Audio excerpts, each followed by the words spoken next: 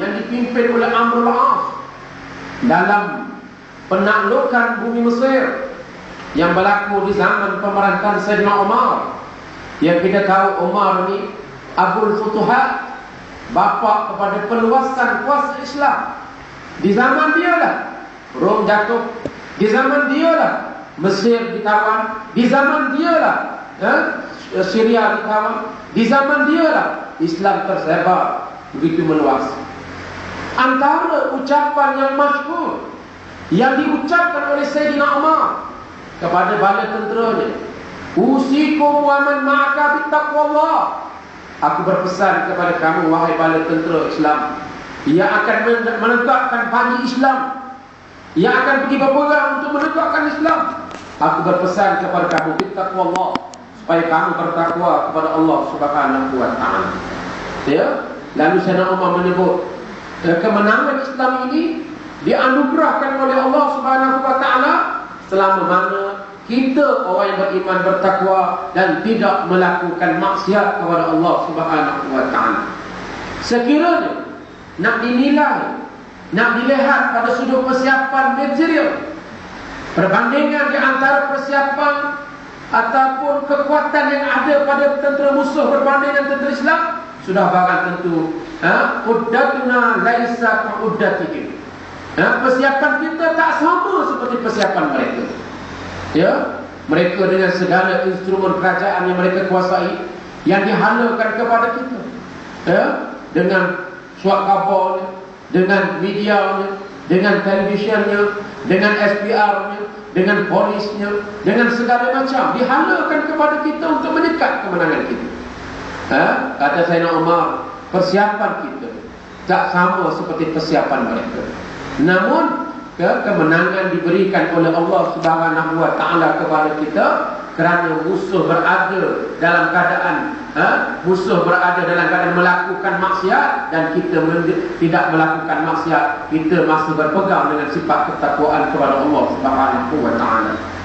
Sebab itu dalam kita menjalani ibadat puasa, saya nak sebut sahabat-sahabat sekalian, mudah-mudahan kita bukan sekadar berpuasa macam orang lain puasa, tapi kita faham kita nak berusaha menjadikan diri kita insan-insan, maksud orang pejuang Islam, yang bertakwa kepada Allah, yang menjaga diri kita daripada sebarang perkara yang menyebabkan kemurkaan Allah Subhanahu wa taala.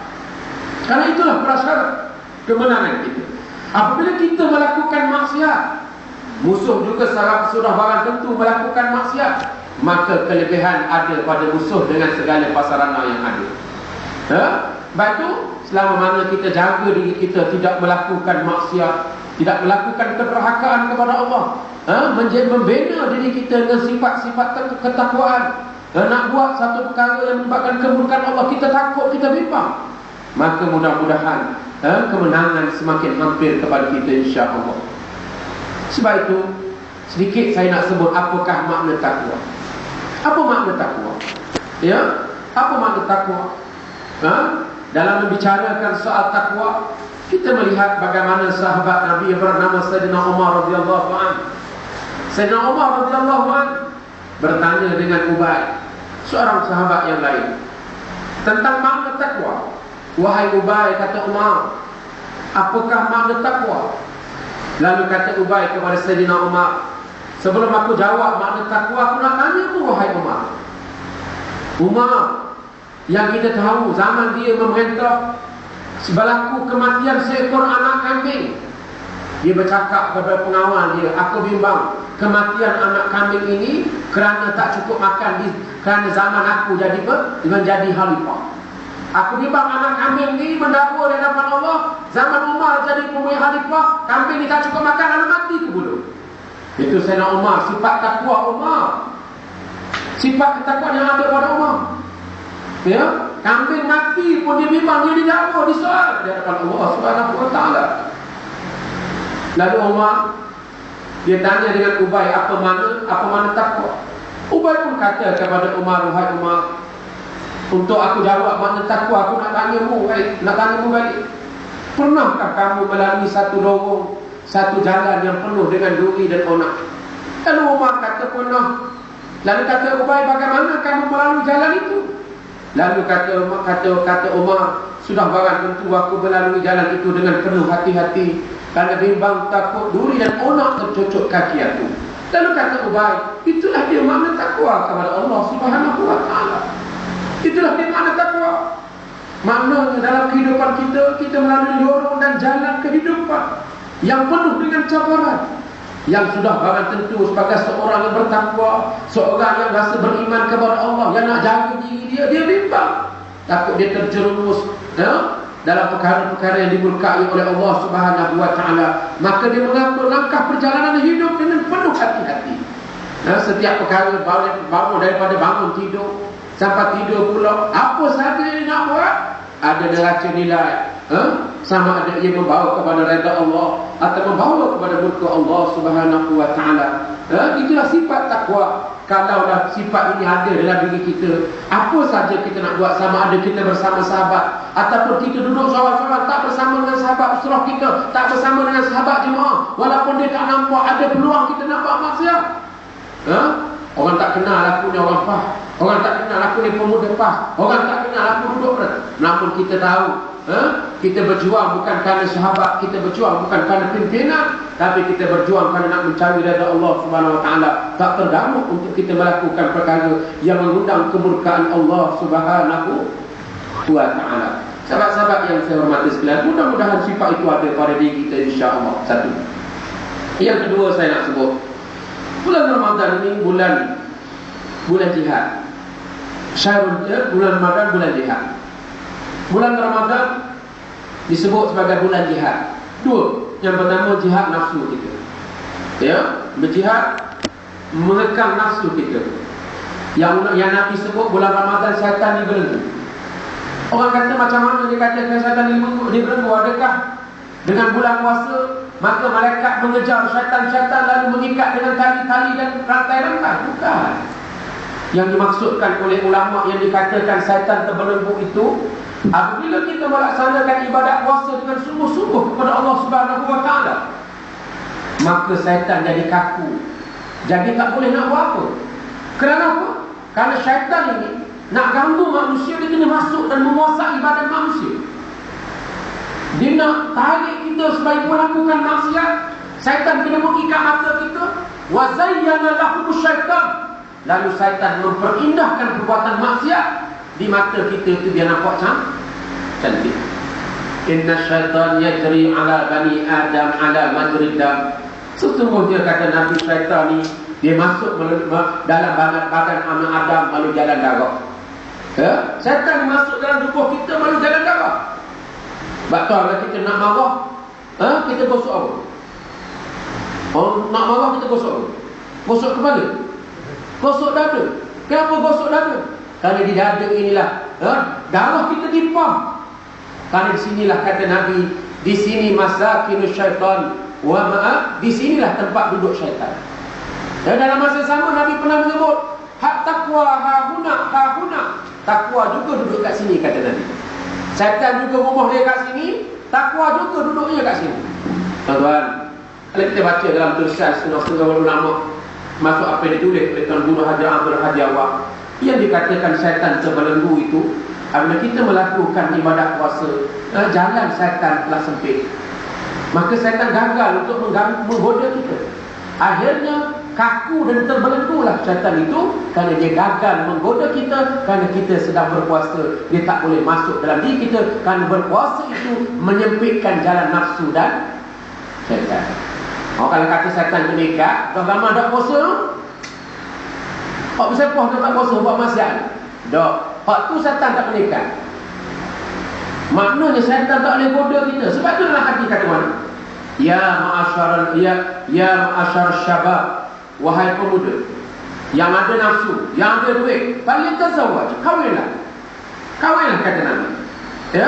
Kalau kamu tak mampu, fa'ilam yastati', kalau tak mampu nak kahwin, duit tak ada, balik tazawwaj. Kalau kamu tak mampu, fa'alaihi bis-shaum, hendaklah kamu berpuasa.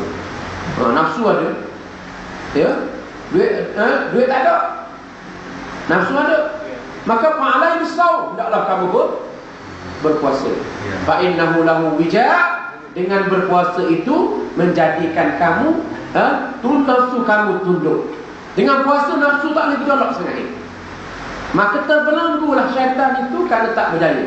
Sebab tu kita duk baca hadis, apabila si truda berkahwin dengan si dara, menangislah syaitan. Gagal, syaitan terbelenggu kerana tak adalah peluang dia nak menggoda si dara dan si truda. Sahabat-sahabat yang saya hormati sekalian, bulan Ramadan bulan jihad. Jihad mengekang nafsu kita. Yang pertama, yang kedua, bulan Ramadan ini bulan jihad dalam konteks jihad di medan perang.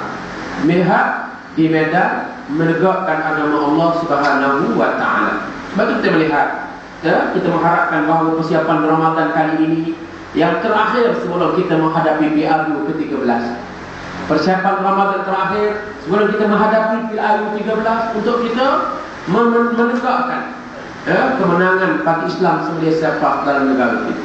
Kita gunakan kesempatan Ramadan ini untuk memperkukuhkan hubungan kita dengan Allah. Untuk apa? Untuk selepasnya, untuk kita mengambil semangat perjuangan Nabi SAW. Kita melihat bulan Ramadan bulan jihad. Kalau kita melihat dalam sejarah Islam, peperangan yang pertama berlaku dalam Islam yang berlaku pada 17 Ramadan pada tahun kedua Hijrah, iaitu peperangan Badar Kubra. Bilangan Nabi 313, dengan hanya 3 ekor unta, 70 ekor kuda. 3 ekor unta, 70 ekor kuda. 6 atau 7 orang, 6 atau 9 orang saja yang memakai baju besi. Dan 8 bilah pedang sahaja. Bukan nak pergi perang. 313 hanya 8 bilah pedang sahaja. Yang lain itu menggunakan pelepah-pelepah tamam. Yang akhirnya berlaku peperangan dengan musuh yang bilangannya 1000 orang. Berapa kali ganda? 3 kali ganda. Yang akhirnya Allah memberi kemenangan. Walaupun musuh mempunyai 100 ekor kuda, 700 ekor unta, dan ada satu pasukan, 300 orang wanita, yang tugas wanita tu menyanyikan lagu-lagu semangat perang. Dalam masa sama kumpulan kumpulan tertentu. Pencarakam. Apa? Macam apa masa kita penamaan cara juga dia ada tim nyanyi ni. 300 orang wanita yang tugas dia menyanyikan lagu semangat perang dan mencaci Nabi SAW. Akhirnya Allah memberi kemenangan pada tentera Islam dalam peperangan Badar. Semangat inilah kita harap dapat masuk dalam diri kita, walaupun kita tak cukup persiapan macam saya sebut tadi.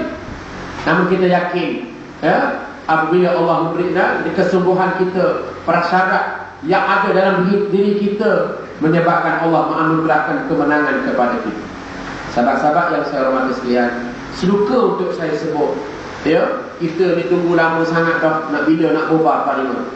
Kalau kira kita ambil sembahyang ni, nak tunggu kamat 4 kali tentu dah. Tak kamat lagi. 4 kali bulan bilik air dah, sakit perut pergi bulan bilik air ambil duduk. Tunggu kamat lagi.